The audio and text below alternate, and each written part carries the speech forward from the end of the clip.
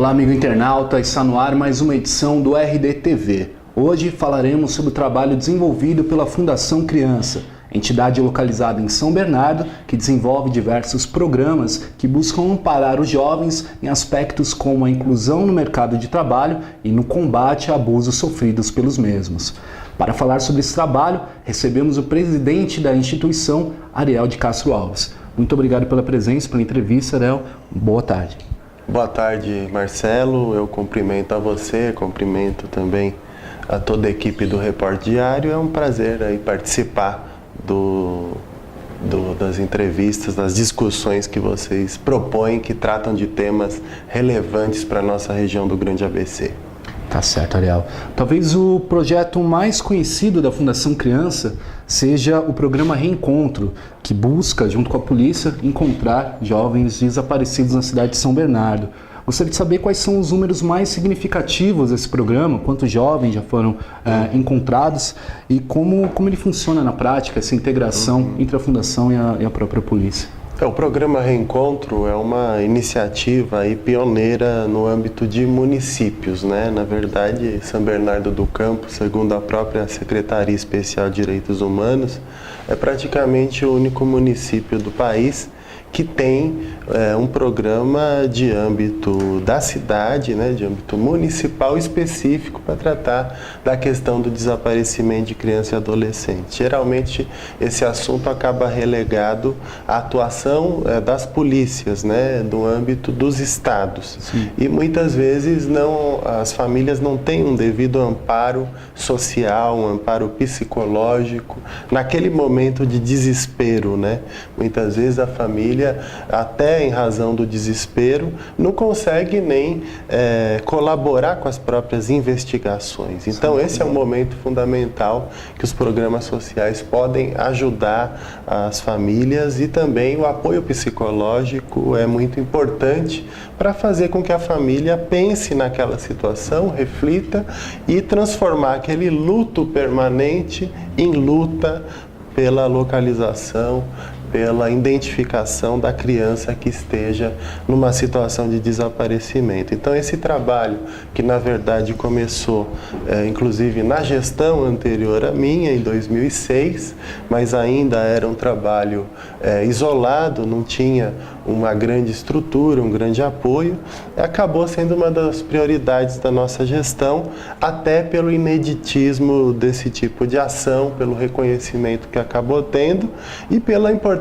parceria com os meios de comunicação que fazem com que esse programa tenha uma repercussão grande, né? Até porque quando nós tratamos de desaparecimento, diferente de outras pessoas, de outras questões que atingem a infância e a juventude, é fundamental dar visibilidade ao assunto. Diferente do caso, por exemplo, de crianças que são vítimas de abuso, de exploração sexual, que é extremamente constrangedor se dar visibilidade àquelas situações, né? Claro. Acaba, muitas vezes, a criança, a pessoa sofrendo mais ainda quando aquilo é exposto. Né? Mas quando se trata de desaparecimento, há esse fator relevante, fundamental, que é dar visibilidade, mostrar as fotos, falar das circunstâncias do desaparecimento, e é isso que tem ajudado aí a localizar essas crianças e adolescentes.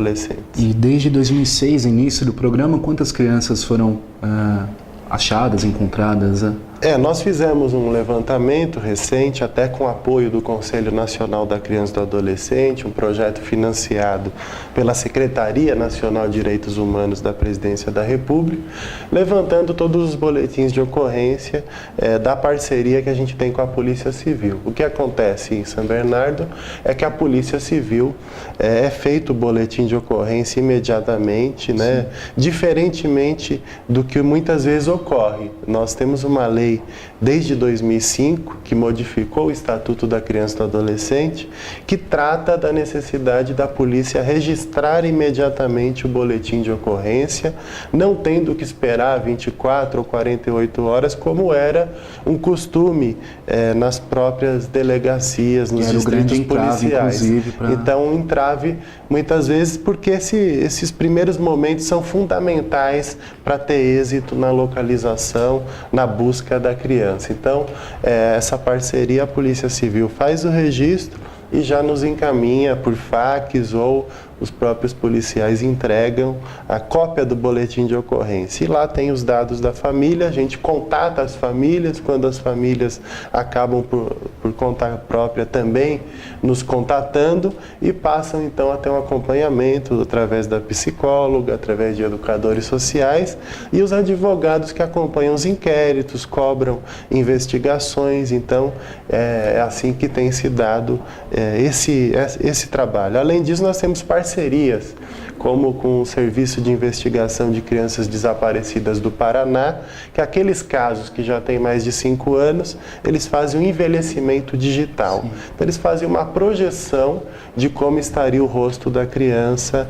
depois de 5 ou 10 anos, por exemplo, porque a gente sabe que o rosto, o corpo, acaba se modificando bastante, porque a criança, o adolescente, está numa fase de formação, de profundas transformações. E também o caminho de volta da USP é um outro serviço que também dá apoio psicológico para as famílias em casos mais complexos. Então nós encaminhamos para que eles atendam e faz o exame de DNA também quando existe dificuldade ou dúvida sobre a identificação de uma pessoa, às vezes também com relação à identificação de um corpo. Às vezes não se encontra a criança ou adolescente, mas se encontra um corpo no IML e precisa se fazer a identificação através dos exames de DNA. Tá certo.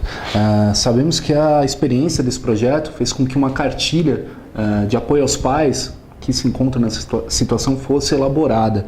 Em termos gerais, quais os conselhos, as orientações que a Fundação repassa para evitar esse desaparecimento, situações desse tipo? A primeira orientação é sempre que a pessoa estiver diante de um caso assim, ela tem que fazer o boletim de ocorrência imediatamente, não esperar 24 ou 48 horas. Nós pesquisamos dentro desses 1.086 boletins de ocorrência que nós recebemos desde 2006 até o começo desse ano de 2012, que a grande maioria das famílias ainda esperavam 24 ou 48 horas. Então, não era muitas vezes uma questão da própria delegacia, mas muitas vezes uma iniciativa das próprias famílias, achando que só poderiam registrar depois desse período. Então, a primeira orientação é essa. Além disso, evitar os conflitos e as brigas no ambiente doméstico, no ambiente familiar, porque 51% das situações que geraram a fuga do lar e o desaparecimento da criança são exatamente em razão de conflitos no ambiente doméstico. Então, diante desses casos, as pessoas devem procurar ajuda, seja nos centros de referência da assistência social, seja na própria Fundação Criança, no caso de São Bernardo, seja nos centros de apoio psicossociais ou universidades que fazem também trabalho de apoio, de auxílio, de atendimento da comunidade, como o caso da Universidade Metodista, que tem também apoiado essa iniciativa do trabalho do programa Reencontro. Correto. E qual o perfil da maior parte dos jovens desaparecidos, ao menos aqui na cidade de São Bernardo? O perfil é que tem entre 11 e 17 anos, então são adolescentes, né? O que tem a ver também com os conflitos domésticos, né? O adolescente, ele está numa fase de profundas transformações, de busca de maturidade e que ele acaba também, muitas vezes, entrando em conflito com seus pais, muitas vezes não aceitando as regras, não aceitando os limites, se rebelando. Então, muitas vezes também o envolvimento com as drogas, com a criminalidade, essa é uma das principais razões também de desaparecimentos. 14% dos casos nós constatamos que também estão relacionados ao uso de drogas e, por consequência, o envolvimento com a criminalidade. Então, nesse perfil nós temos 60% meninas, 40% são meninos e a maioria são brancos e pardos. desaparecidos. Entre as constatações aí, em linhas gerais, que nós conseguimos a partir da análise dos boletins de ocorrência e também das famílias que foram atendidas aí nesse período de 2006 até agora 2012. E no momento, em São Bernardo, quantas crianças jovens estão desaparecidas? Quantos casos são tratados pela Fundação Criança atualmente? Nós temos uma variação grande, mas hoje nós temos 10 casos daqueles que são chamados enigmáticos, né? São casos com uma difícil elucidação, muitas vezes não se tem pistas, não se tem minimamente informações sobre o paradeiro daquela criança ou adolescente, né? Nós temos um último caso que nós colaboramos também da menina Bruna, que é uma menina moradora do Baeta Neves, que ela, por conta de conflitos familiares, fugiu de casa e daí a polícia encontrou lá na região de Rio Grande da Serra. Ela voltou para casa e depois de 2 dias voltou a fugir novamente de casa. Então é um caso que nós estamos acompanhando. Não até... foi reencontrada ainda.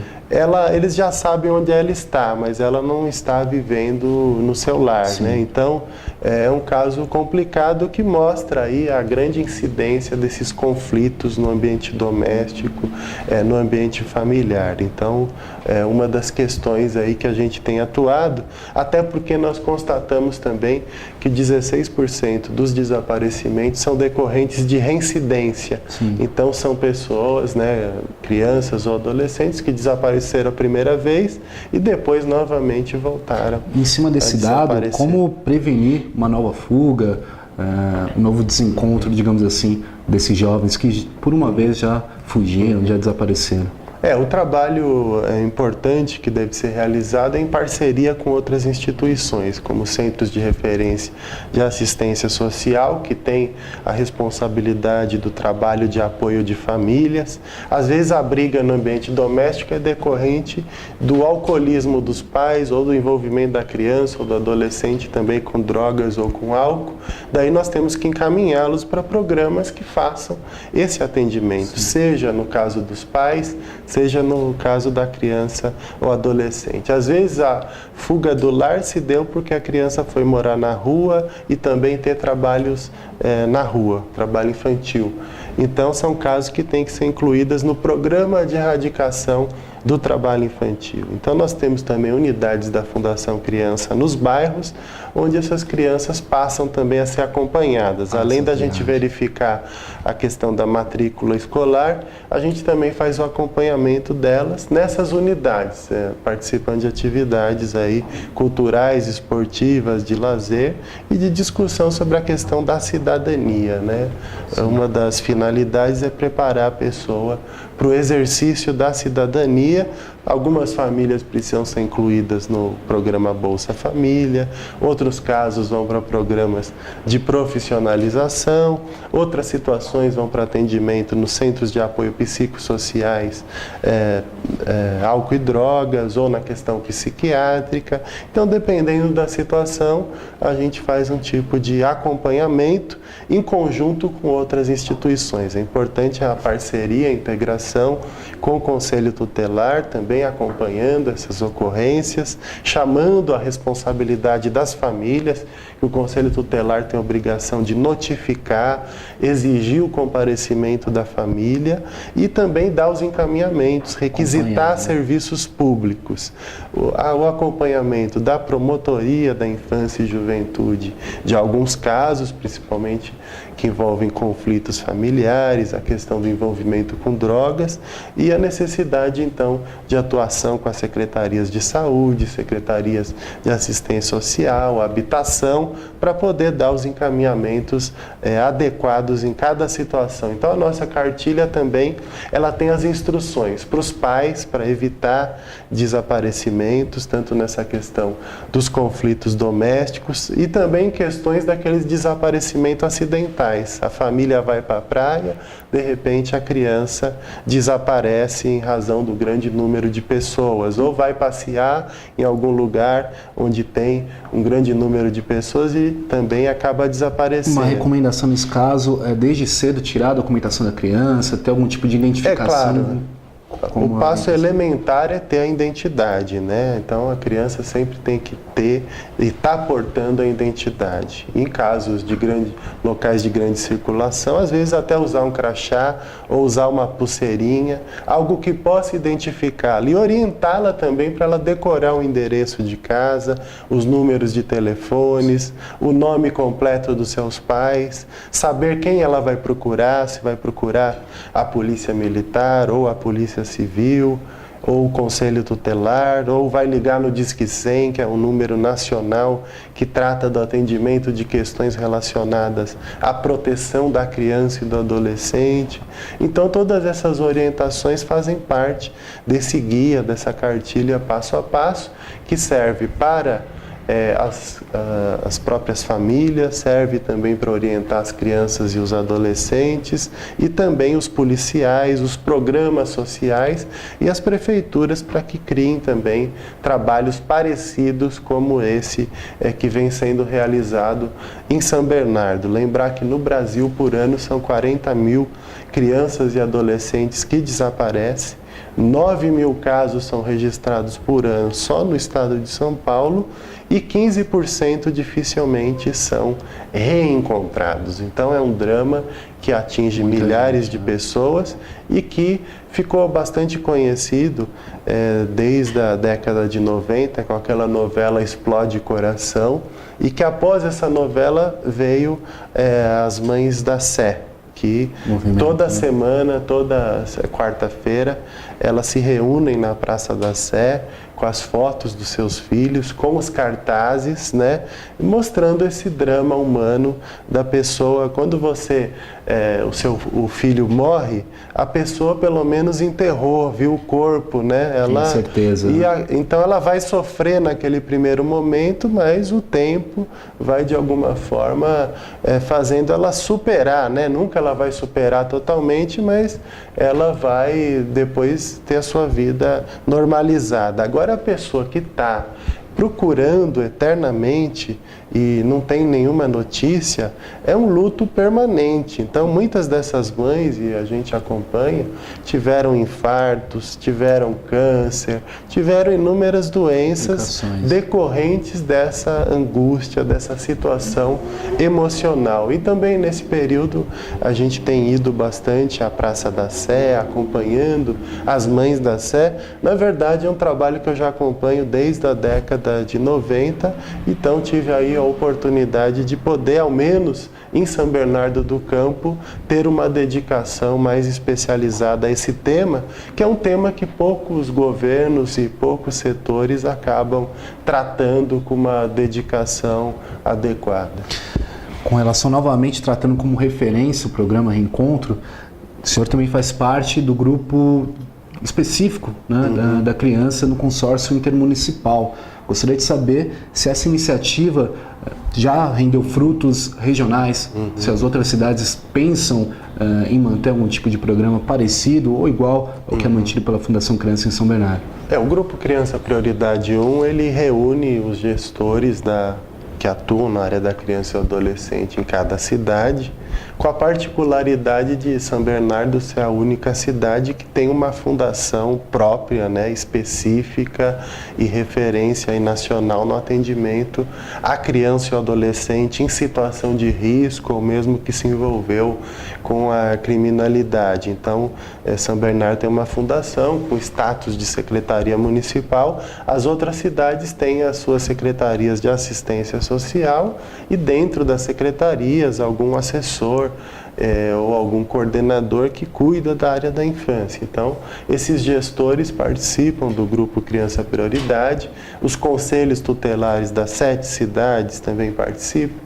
né? Nem todos comparecem, mas todos são convidados. Os conselhos municipais da criança e do adolescente, alguns juízes da infância também têm participado e algumas vezes promotores da infância também das cidades. Então, esse tem sido um dos grupos mais atuantes, né, no consórcio intermunicipal e desde 2010 a gente tem tratado esse tema da criança e do adolescente desaparecido. Em 2010 nós apresentamos essa iniciativa de São Bernardo como é que ela funcionava. Em 2011, né, no ano passado, nós fizemos um seminário e também cursos de capacitação dos representantes das várias prefeituras, principalmente que trabalham na área de saúde, na área da assistência social, para os policiais também designados pelas delegacias, representantes da Polícia Militar, para os conselheiros tutelares, exatamente tratando da necessidade de todo município ter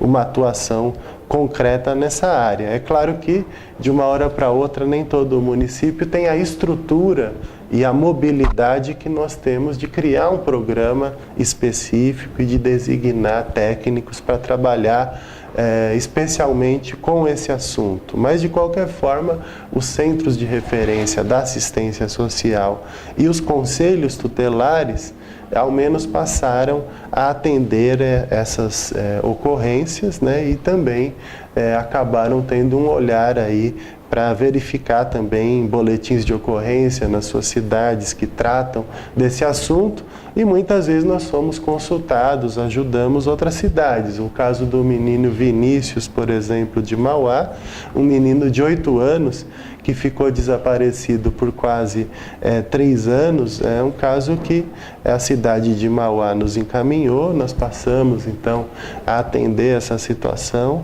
E com apoio também, colocamos ele numa mostra, né? Uma das iniciativas que nós temos junto com as Mães da Sé, uma mostra itinerante de crianças desaparecidas.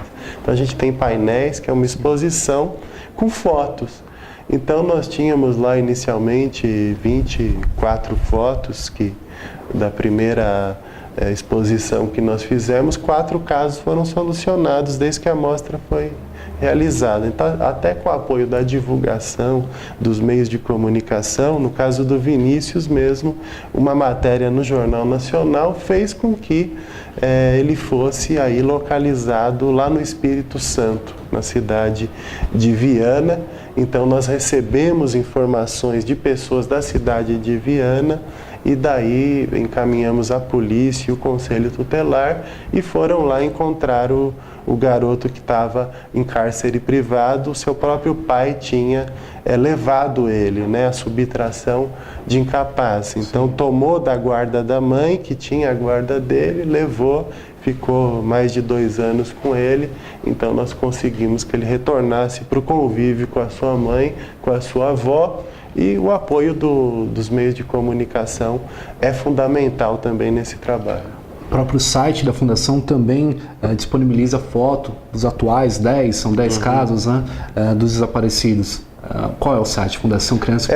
O site é www.fundacãocrianca.org.br/desaparecidos. Lá tem os 10 casos de desaparecidos hoje, que são aqueles casos de mais difícil solução na cidade de São Bernardo do Campo, que as pessoas podem verificar e colaborar. Além disso, eles estão cadastrados também, esses casos, no Cadastro Nacional de Crianças e Adolescentes Desaparecidos, que a gente, nesses últimos anos, vem cobrando do governo federal uma efetividade desse cadastro nacional, porque foi criado em 2009 por lei, mas só esse ano que efetivamente entrou aí no ar e está sendo agora atualizado. Mas ainda tem muitos poucos casos, até porque as entidades, as instituições acabam não conhecendo e também não utilizando adequadamente esse cadastro. Os casos de São Bernardo nós